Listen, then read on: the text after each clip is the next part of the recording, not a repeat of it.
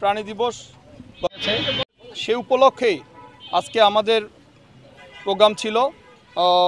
সারা ঢাকা শহরেই আমরা কম বেশি জায়গাতে কুকুর এবং বিড়ালকে খাদ্য বিতরণ করব, খাদ্য খাওয়াবো। তারই অংশ হিসেবে আজকে আমাদের এই আমরা অ্যানিমেল যে আমাদের ওয়েলফেয়ার যে অ্যাসোসিয়েশন হয়েছে, এটার উদ্যোগে আমরা আজকে খাদ্য বিতরণ অনুষ্ঠান এখানে উদ্বোধন করলাম।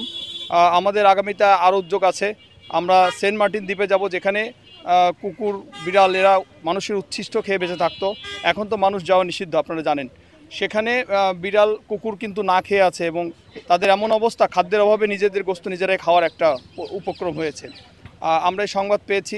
আমরা এজন্যই খুব দ্রুত আগামী এক সপ্তাহ বা তার কিছু বেশি সময়ের মধ্যেই আমরা সেন্ট মার্টিন দ্বীপে প্রশাসনের অনুমতি নিয়ে আমরা যাব, যে ওখানে কুকুর বিড়াল যারা আছে তাদের খাদ্যের ব্যবস্থা করে আসব এবং নিজেরাও খাদ্য খেয়ে আসব। তাছাড়াও কক্সবাজারে কিছু ঘোড়া আছে, যা আমরা সংবাদ পেয়েছি তারা অসুস্থ। এই ঘোড়াগুলোর চিকিৎসার জন্য আমাদের ডাক্তারসহ আমরা যাব একটি টিম। তাদের চিকিৎসার জন্য 2 দিন ব্যাপী ওখানে একটা অনুষ্ঠান হবে আমাদের এসব।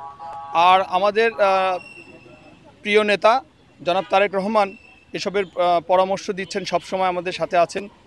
ওনার উদ্দীপনায় আমরা এগিয়ে যাচ্ছি। আমরা আগামীতে একটি অ্যাম্বুলেন্স আছে, আপনারা জানেন। এই অ্যাম্বুলেন্সে এখন কার্যক্রম শুরু হয়েছে। আগামীতে একটি হাসপাতাল করার আমরা চিন্তাভাবনা করতেছি। এই হাসপাতালের জন্য আমরা ভবন খোঁজা শুরু করেছি।